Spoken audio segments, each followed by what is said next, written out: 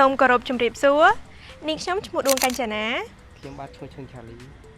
យើងខ្ញុំទាំងពីរនាក់គឺជាសិស្សានុសិស្សនៃថ្នាក់ទី 12B នៃវិទ្យាល័យហ៊ុនសែនប្រាសាទបាគងដែលថ្ងៃនេះផងដែរយើងខ្ញុំទាំងពីរនាក់នឹងបង្ហាញអំពីដំណើរការនៃការផលិតសាប៊ូលីងចានខ្នាតតូចចំនួន2ឈុតដែលរៀបចំនិងដឹកនាំដោយអ្នកគ្រូឌីសុលីសម្រាប់ជូនលោកគ្រូអ្នកគ្រូនៅក្នុងសាលារបស់ពួកយើងដើម្បីប្រើប្រាស់នៅក្នុងដំណើរការនៃការផលិតសាប៊ូនេះផងដែរគឺយើងមានសារធាតុផ្សំចាំបាច់មួយចំនួនដូចជា Glycerin 150 ក្រាមល័ខ 1.5 ក្រាមអំបិល100ក្រាមទឹកការពារចំនួន15មីលីលីត្រមេក្លិនចំនួន15មីលីលីត្រនិងវីតាមីន E0 ចំនួន10មីលីលីត្រក្រៅពីនេះយើងក៏មានដូចជា N70 ចំនួន800ក្រាម F24 ចំនួន400ក្រាមម្សៅខាប់ចំនួន15ក្រាមមេជូរចំនួន25ក្រាមនិងមេពពុះចំនួន400ក្រាមហើយក្រៅពីនេះយើងក៏មានសម្ភារៈចាំបាច់មួយចំនួនដូចជាចានដែកវេកូសូសម្រាប់ដួសធុងជឿនិងទឹកចំនួន12លីត្រ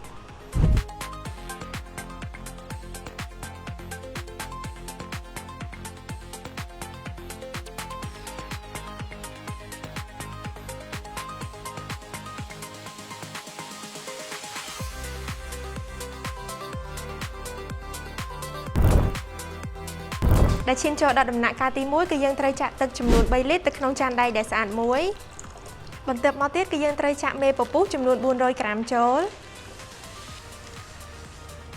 បន្ទាប់មកទៀតគឺយើងត្រូវកូរល្បាយទាំងនេះឲ្យរលាយចូលគ្នាសព្វល្អនៅក្នុងទិសដៅតែមួយដើម្បីជៀសវាងនូវការបែកពពុះបន្ទាប់ពីល្បាយនេះបានរលាយចូលគ្នាសព្វយើងត្រូវរក្សាទុកចន្លោះពី1ទៅ2ម៉ោងឈានចូលដល់ដំណាក់កាលទី2គឺការលាយល្បាយម្សៅខាប់យើងត្រូវចាក់ទឹកចំនួន1លីត្រកន្លះចូលទៅក្នុងចានដែក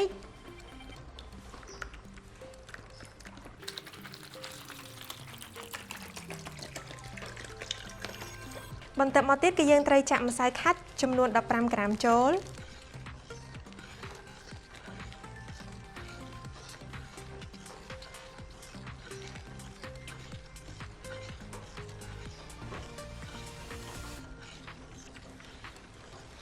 បន្ទាប់ពីការចាក់ម្សៅខាប់ចូលទៅក្នុងចានដែករួចមកគឺយើងត្រូវបន្តកូរនៅក្នុងទិសដៅតែមួយដើម្បីឲ្យល្បាយរបស់យើងរលាយសព្វល្អ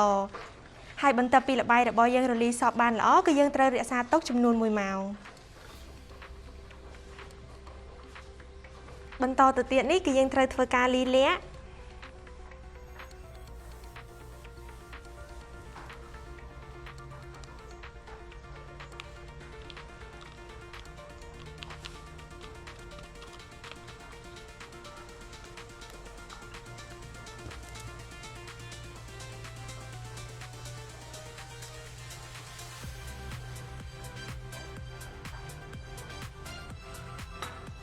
និងបន្តធ្វើការលាយមេជូរចំនួន25ក្រាម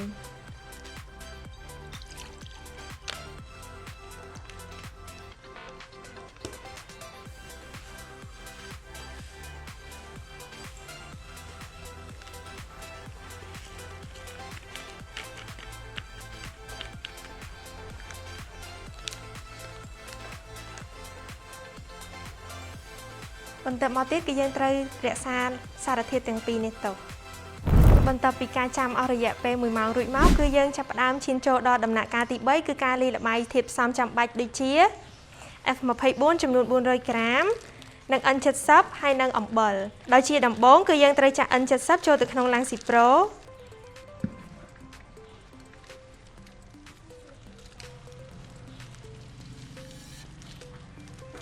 បន្ទាប់មកទៀតគឺយើងត្រូវចាក់អំបិលចំនួន100ក្រាមចូល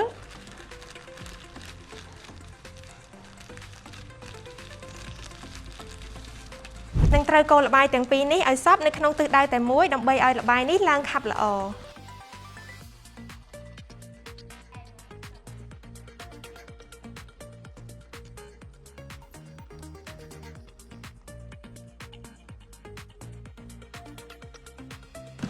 ក្រៅពីល្បាយទាំងពីរនេះបានរលាយចូលគ្នាឡើងសខាប់ល្អហើយគឺយើងត្រូវចាក់សារធាតុ F24 ចំនួន400ក្រាមចូល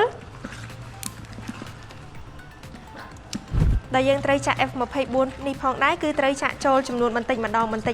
ហើយយើងក៏បន្តកូរនៅក្នុងទិសដៅតែមួយដើម្បីឲ្យល្បាយដែលយើងបានលាយគឺរលាយចូលគ្នាឡើងខាប់ល្អ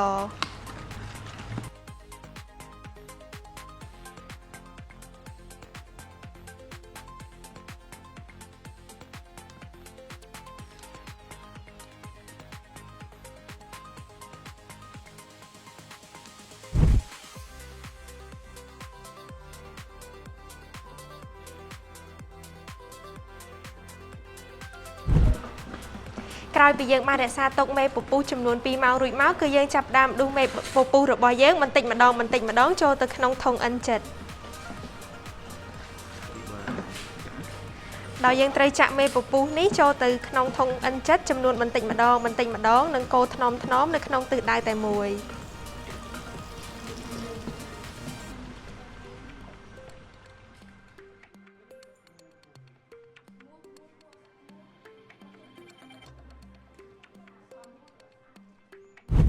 ដែលជំហានបន្ទាប់នេះគឺយើងត្រូវការលាយម្សៅខាបចូលទៅក្នុងធុង N7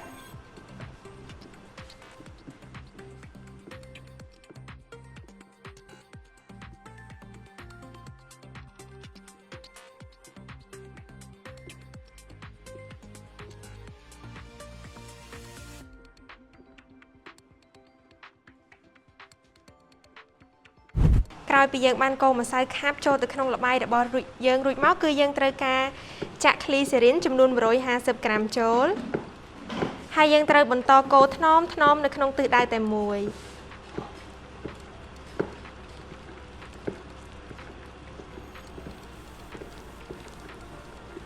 គឺយើងត្រូវចាក់មេជូរចូល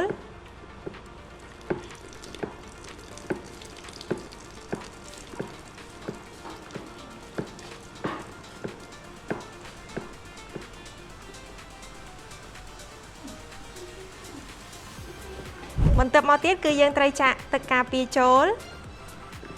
ដែលទឹកការពារនេះផងដែរគឺជួយរក្សាសាប៊ូរបស់យើងឲ្យទុកបានយូរចន្លោះពី1ឆ្នាំទៅ2ឆ្នាំ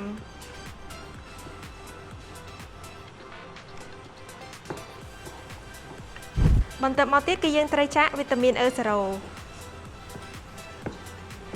វីតាមីន E0 នេះផងដែរគឺយើងប្រើវាដើម្បីជួយឲ្យសាប៊ូរបស់យើងពេលដែលយើងលាងទៅគឺជួយឲ្យស្បែកដៃរបស់យើងមិនស្ងួតនិងមានសំណើមដែលបន្តទៅទៀតនេះគឺយើងត្រូវការចាក់លក្ខដែលយើងបានលាយជាមួយនឹងទឹករួចចូលទៅក្នុងល្បាយសាប៊ូរបស់យើង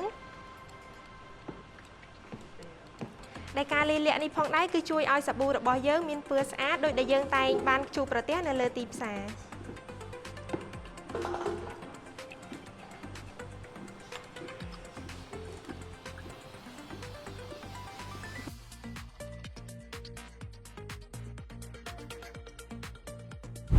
ដែលនេះគឺជាមេក្លិនដែលមេក្លិននេះផងដែរគឺជួយឲ្យសាប៊ូរបស់យើងមានក្លិនក្រអូប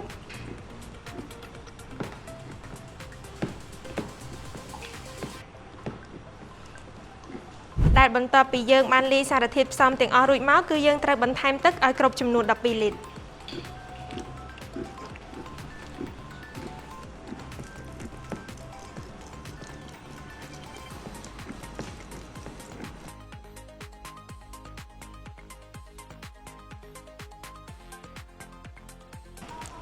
ក្រោយពីការលាយល្បាយសាប៊ូរបស់យើងបានចូលគ្នានិងរលាយចូលគ្នាបានសព្វល្អរួចមកគឺយើងត្រូវផ្អាប់សាប៊ូរបស់យើងទុករយៈពេល24ម៉ោង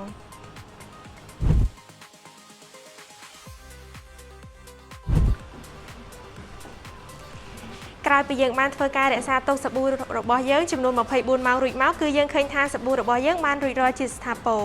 ដែលជំហានបន្ទាប់គឺយើងត្រូវការយកវាមកតេស្តជាមួយនឹងក្រដាស pH